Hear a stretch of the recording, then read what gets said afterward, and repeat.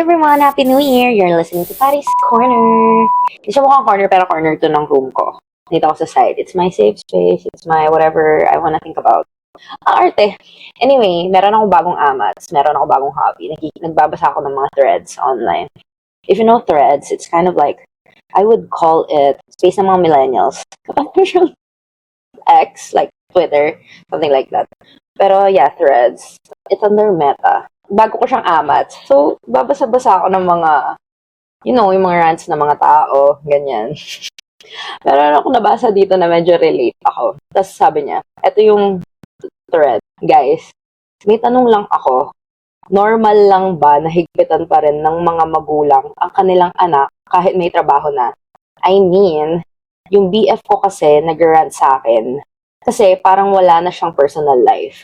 Pati sa paglabas niya, pinapagalitan siya kasi daw anong oras na naman siya uuwi. Actually, 23 na BF ko. Bata pa ba sa ganitong edad? Ano sa tingin niya dito, guys? Gusto ko rin marinig opinion niyo. Since you've asked, I think I'm the right person for that. Okay.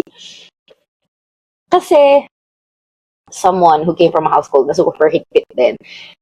Maniwala ka man sa hindi, up until now, wala akong susi ng bahay. Hindi ako binibigyan ng susi ng bahay. At my age, at 30, wala akong susi ng bahay. Ang mama ko, nagkaroon lang siya ng susi, I think. 50 plus na siya. Nakakatawa. Wala siya nagkaroon ng susi. Hindi kami binigyan ng susi ng lolo ko. When he was alive, he was like, hindi magandang lumalabas, ganyan-ganyan. It's not safe and all that. Medyo, lang ako. Para lang naman sa safety ko yun, I guess. Pero kasi minsan, mapapaisip ka na, ay, gusto kong maglibot, gusto kong umikot, ganyan. Hindi ka makakaikot kasi nga wala kang susi. Kailangan mong magpaalam. Kailangan mong magsabi kung saan ka pupunta. Ganyan.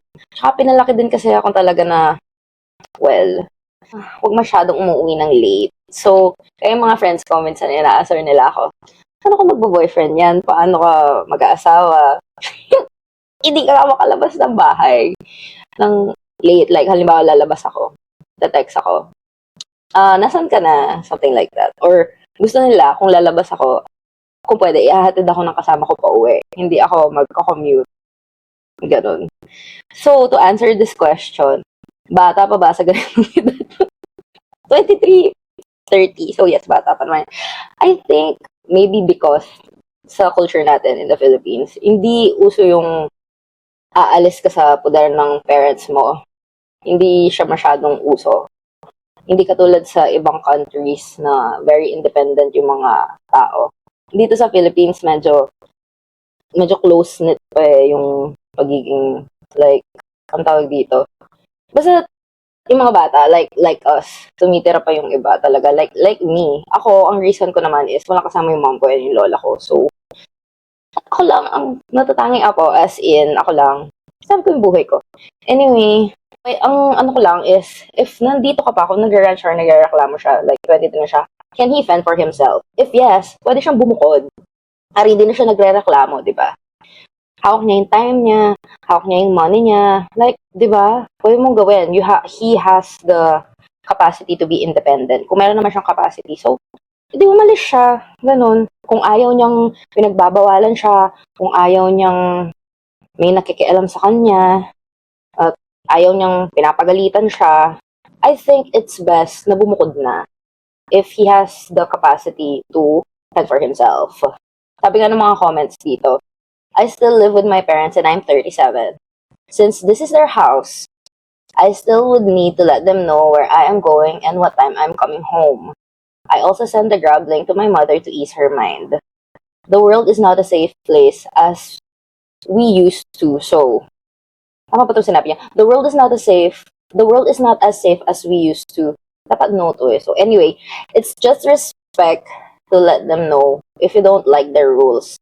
You can always move out, but even still, they will always worry. Parents mapag-worry talaga yung mga magulang, di ba? Hindi mo maalis yun sa kanila. Dati nung maliit ako, parang sasabihin nila, hindi mo kasi naiintindihan kapag nag-worry kami, ganyan, darating ka rin sa point na, ayun, tapos parang, nag-ano na lang ako, nag-compromise na lang ako. Hindi ako masyadong lumalabas. Lalabas lang ako kapag niyaya talaga ako ng mga friends or kapag I needed some fresh air, something like that. Pero kapag pinapagalitan ako, pero sinasabi ko naman talaga na, hindi pa man ako lumalabas, sabihin mo na ako uwi ka agad. I-gets ko naman yun kasi, you know, kung nakatira ako dito di ba, parang cohabit kami, ganyan. So, pwede mong magreklamo kasi nandito ako. Oh. So, yung BF mo, kung nagreklamo siya, ganyan, pwede siyang umalis. I think that's the best option if nakatira pa siya. If kaya naman niya, financially capable naman siya na bumukod na, di ba? Pero kung hindi siya financially capable na bumukod pa, tapos nag-allowance pa siya sa parents niya and all that, I think normal naman yung pakiramdam niya. Normal naman yung feelings niya. It's normal to feel that na medyo mag-rant ka kasi nga pinapagalitan ka. Pero hindi kasi he's still living under the roof of his parents. So, I don't get the point, ba't siya nag-rant? Joke lang. Higpitan ka talaga kasi nandun ka pa. Tsaka wala nang ano yan. I think our parents at their age, wala silang ibang buhay kung hindi ikaw yung mga anak nila. Yun lang talaga. So, tell them to get hobbies maybe. I don't know. Tell them to get hobbies or whatsoever. Pero kasi, natatawa ako. Nagrereklamo siya, 23 na siya. Pinapagalitan daw siya. Ako nga, 13 na ako. Hindi naman masyado. I don't know, dahil maybe bata pa or whatever. Pero nirereklamo talaga siya kasi pinapagalitan daw siya.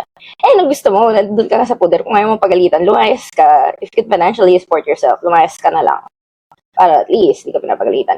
Naranasan ko naman to nung nag-internship ako sa Manila noon. So talagang pinilit ko yun kasi ayaw nila ako mag-study talaga sa Manila. Kasi in my grandfather's exact words, mamamatay ka dun. Sinabi niya, pag-aaral daw ako sa Manila, mamamatay ako. Kasi hindi masyado si lolo ko talaga. Gusto niya magkasama kami, ganon. Sa hirap at ginhawa. Kasama kami. Ayun, pero nung nag-internship ako sa Manila noon, talagang sabi ko sa sarili ko, sabi ko sa kanila, like, pa-experience naman sa akin mag-Manila, like, kaya kong, kung maranasan mag-isa, ganon. Grabe, windang a kiss. Nakuha ko lahat yung freedom ko doon nung umuwi ako, late lang nag-ano sa akin. Though malayo sila, nagte-text naman sila. So, magte-text naman ako pag uuwi ako sa apartment. Pero, ayun nga, nakuha ko naman yung gusto ko. Pero, for me noon at that time, hindi para sa akin yung Manila. Hindi ko siya nakikita na doon ako titira. Mas masaya pa din ako back at home. So, yeah, kaya maybe I'm still here at home. And I am working from home. So, gusto ko siguro sa bahay, no? Yung feeling, yung comfort na nasa bahay ako. Siguro, I don't know, maybe change your mindset. Kasi nung ako talaga din, naiinis talaga ako kapag pinapagalitan ako, kapag lalabas ako, ganyan. Hanggang ngayon naman, naiinis ako. Pero, I've tried to change my mindset na, they're just worrying, they care about me. Yan.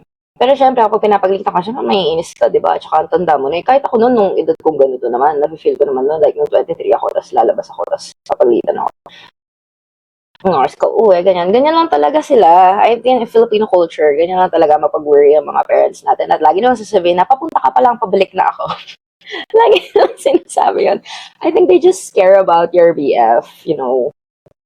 They just love him so much. Kaya, pinapagalitan siya. Hindi ko gets. Ang pansin ko sa mga boomer parents is, instead na kausapin ka nila ng matino, yung care nila, ginagawa nila is pinapagalitan ka.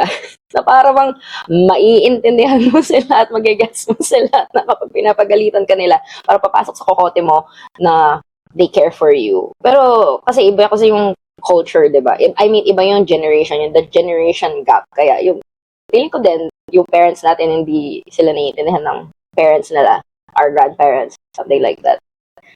So yeah, ang opinion ko sa boyfriend mo, maybe he needs to bukod if he's financially capable. Kung hindi siya financially capable, abide na lang sa rules ng kanyang parents. Hirap kasi nakatira ka nandun ka sa, nasa isang bahay lang kayo, under one roof. Hindi naman siya nagbabayad ng rent, for sure, sa parents niya. So, talagang kailangan talaga, dun siya sa bahay nila. Mag-tiis siya ng konti. Kapag financially capable na siya, bumukod na siya. Gusto ko magbasa pa ng ng mga reply dun sa message. I mean, dun sa thread. Ang sabi, my mom would say, I trust you, but not the people around you. Once you are a parent, you will never stop being one until the day you pass. So it doesn't matter if you're 1 or 50, you will always be your parent's child. As I've said kanina, kapag nagka-anak ka, talagang sasabihin nila, papunta ka pa lang, pabalik na ako. Kahit anong ang age, tama nga naman yun. Kasi ako, 13 ako, pero feeling ng mami ko talagang, I'm just 12. She thinks I cannot fend for myself. Wala. Talagang kapag nandun ka, kung gusto mo talagang ulit-ulit na lang ako, kung gusto mo lang talagang hindi ka pagalitan, walang nangingialam sa'yo, bumukod ka. Yun lang yung, doon, yun lang I think ang best advice or opinion na maibibigay ko. Bumukod ka. Kasi yun lang talaga. Wala nang iba. Bumukod ka, te.